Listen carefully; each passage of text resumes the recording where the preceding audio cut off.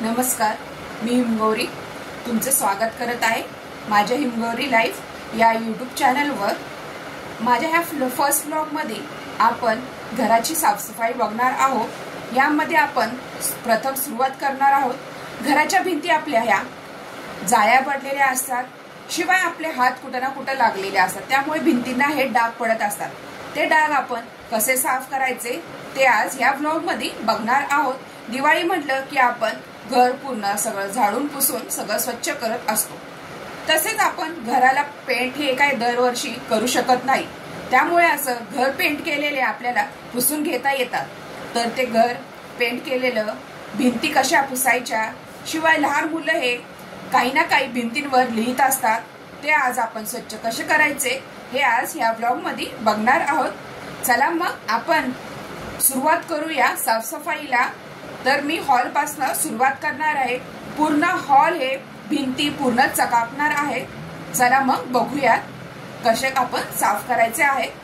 चला तर मग आता प्रथम आपल्याला इथे झाडूने जिथे कुठे जाळ्या लागलेल्या असतील त्या जाळ्या पूर्ण साफ करून घ्यायच्या आहेत। मी आता स्टूलवर उभी राहिलेली आहे आणि झाडूने पूर्ण हे घर मी झाडून घेणार आहे, जेणेकरून जिथे कुठे जाळ्या असतील बारीक सारीक त्या जाळ्या आपल्याला इथे काढून घ्यायच्या आहेत।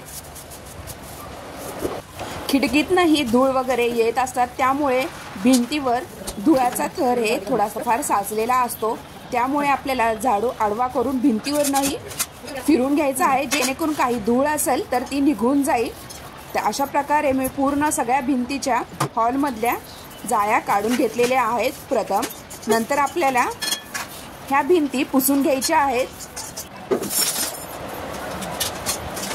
पूर्ण कानाकोपऱ्यातनं आपल्याला हा झाडू चांगला फिरून अशा प्रकारे जाळ्या काढून घ्यायच्या आहेत।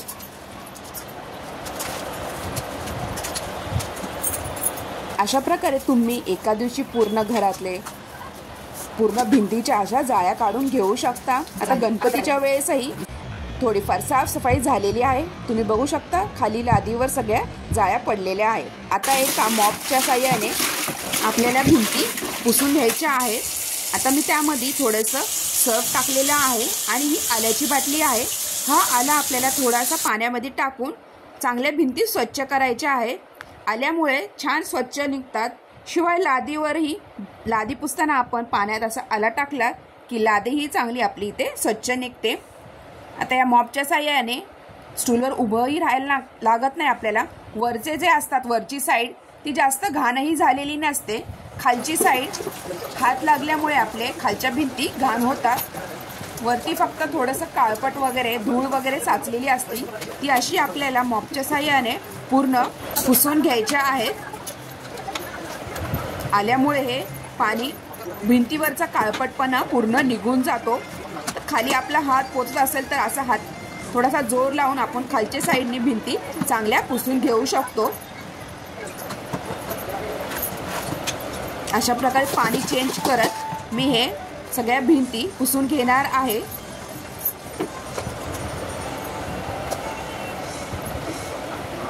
चांगले चकाकतात वरचे आपले, थोडासा काळपट धूळ वगैरे आपण केलेला असतो, त्यामुळे ते धुराडा वगैरे शिवाय बाहेरची जी माती आलेली असते ती भिंतींवर बसती, तीही अशी पुसून लगेच निघून जाते।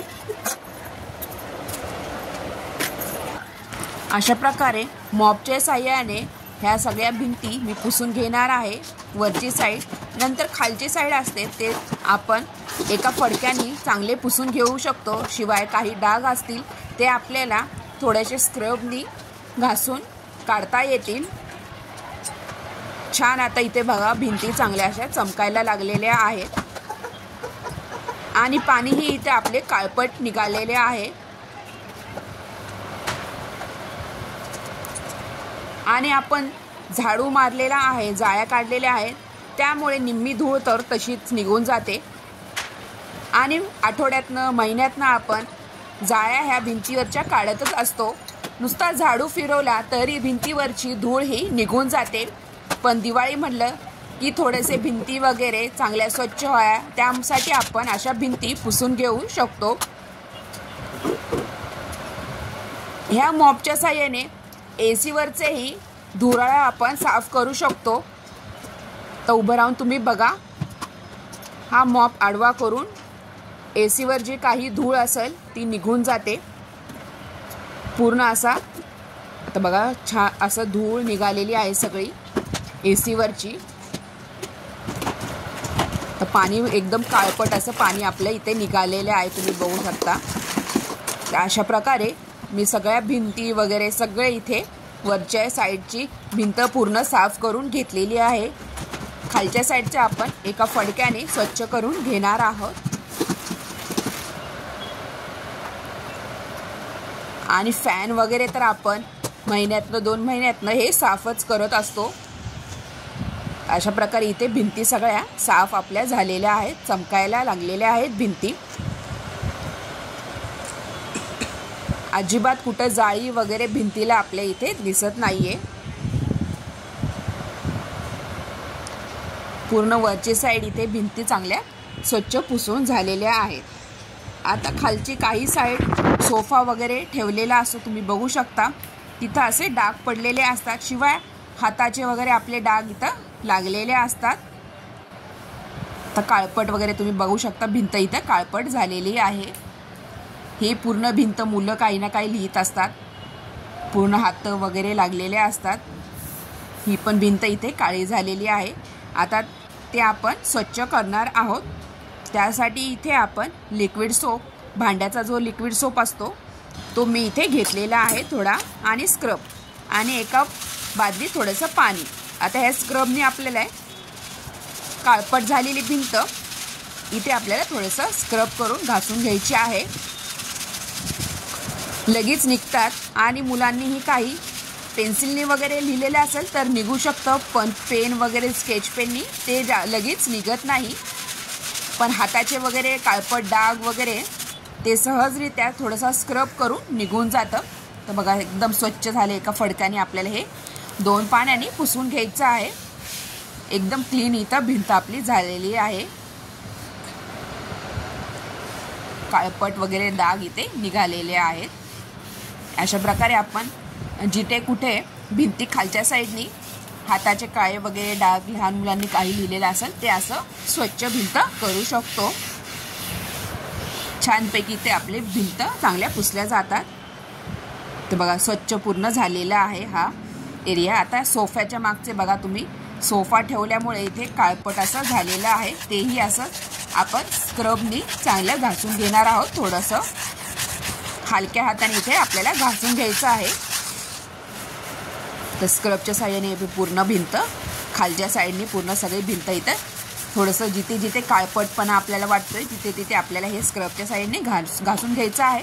व फडक्याने आपल्याला ओला फडका बादलीत एक करून चांगलं पुसून घ्यायचं आहे. 2 पाण्याने हे मी भिंत चांगली घासून व पुसून घेणार आहे. अजिबात ते डाग आपल्याला इथे आता दिसणार नाहीये. तर पूर्ण घासून झालेलं आहे. आता हे आपल्याला नंतर पुसून घ्यायचं आहे. तर बादलीमध्ये मी स्वच्छ पाणी घेतलेलं आहे, ते पाणी आपल्याला परत चेंज करायचं आहे. अशा प्रकारे आपल्याला इथे भिंत स्वच्छ करून घ्यायचं आहे.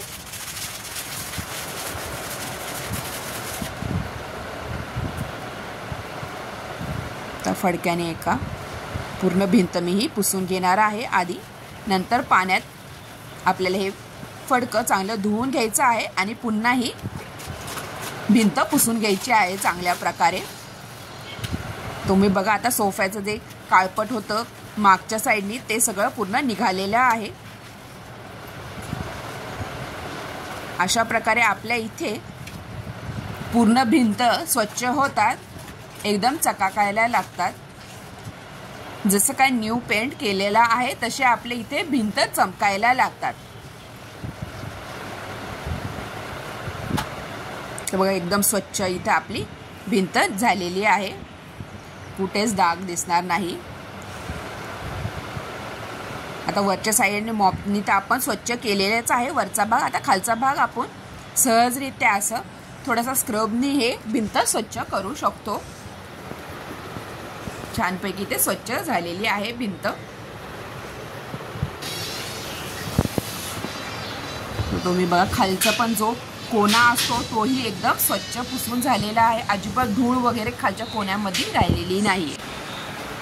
मस्त आपली इथं भिंत स्वच्छ झालेली आहे।